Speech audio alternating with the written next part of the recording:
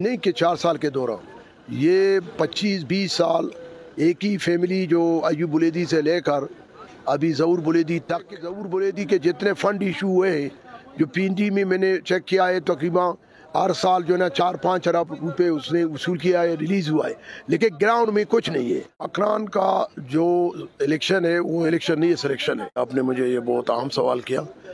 میں سابق senator doctor اسماعیل بلیدی بات کر رہا ہوں، میرا تعلق بلیدہ سے ہے۔ تو بلیدہ میں ابھی نہیں کہ 4 سال کے دوران یہ 25-20 سال ایک ہی فیملی جو ایوب بلیدی سے لے کر ابھی ظہور بلیدی تک، یہ وہاں اگر آپ جا کر دیکھیں 2 کلومیٹر بلیک ٹاپ روڈ بھی نہیں ہے، وہاں سیوریج لین بھی نہیں ہے، وہاں ایجوکیشن نہیں ہے، وہاں لیڈی ڈاکٹر نہیں ہے۔ اتنا بڑا علاقہ ہے، 5 لاکھ زامران بلیدہ کی آبادی ہے۔ تو یہ روڈ جو ابھی بلیدہ تربت روڈ ہے اس کو تقریباً ابھی 20 سال ہو گیا ہے۔ 3 وزیر اعلیٰ نے اس کا افتتاح کیا ہے، آخر میں چیف آف اسٹاف نے کیا ہے، لیکن ابھی تک وہ روڈ مکمل نہیں ہے، 35 کلومیٹر ہے۔ تو یہ 2.5 ارب کا پروجیکٹ ہے۔ اس میں جو ہے نا ہم نے پٹیشن بھی ہائی کورٹ میں 3 دفعہ لگایا ہے، وہ کہتے ہیں کہ جی ہم اس کو کمپلیٹ کریں گے۔ ابھی دوبارہ میرا کیس چل رہا ہے اور میں نے چیف سیکرٹری اور کمشنر کو میں نے پچھلے مہینے میں احتجاج کیا تھا، اور ابھی جو 18 تاریخ کو ہم نے سی پی ایک روڈ کو بند کریں گے۔ پھر کمشنر ڈی سی نے کہا کہ بھی آپ ہمیں 1 مہینہ اور دیں، ہم جو ہے نا اس کو آگے کمپلیٹ کریں گے۔ تو میرا کہنے کا مقصد یہ ہے کہ ظہور بلیدی کے جتنے فنڈ ایشو ہوئے ہیں جو پی این ڈی میں نے چیک کیا ہے، تقریباً ہر سال جو ہے نا 4-5 ارب روپے اس نے وصول کیا ہے، ریلیز ہوا ہے، لیکن گراؤنڈ میں کچھ نہیں ہے۔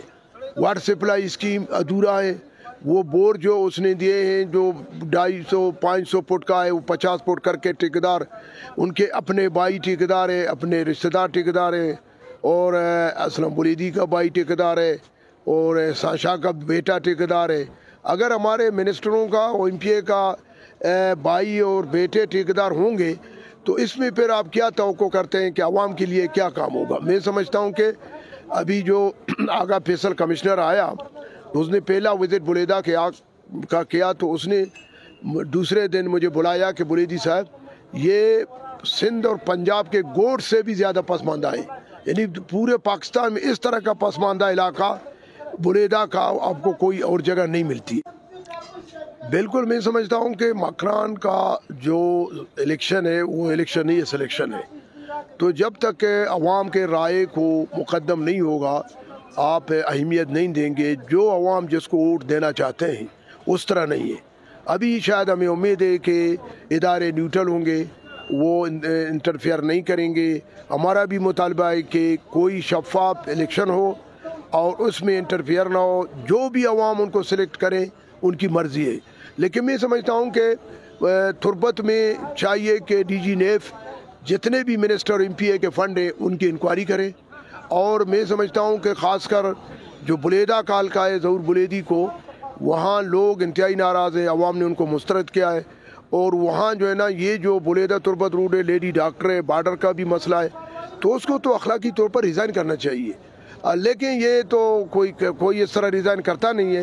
لیکن میں حیران ہوں کہ بلوچستان کی حکومت، چیف سیکرٹری اور وزیر اعلیٰ کوئی ایکشن نہیں ہے۔ اگر آپ جہاں پشتو بیلٹ میں ممکن ہے، مجھے نہیں ہے معلوم، لیکن بلوچ حلقوں میں بلوچ جو حلقے ہیں، جو ایم پی ایز ہیں، میرے خیال سب سے زیادہ اگر کرپشن ہوتی ہے وہ مکران میں ہے۔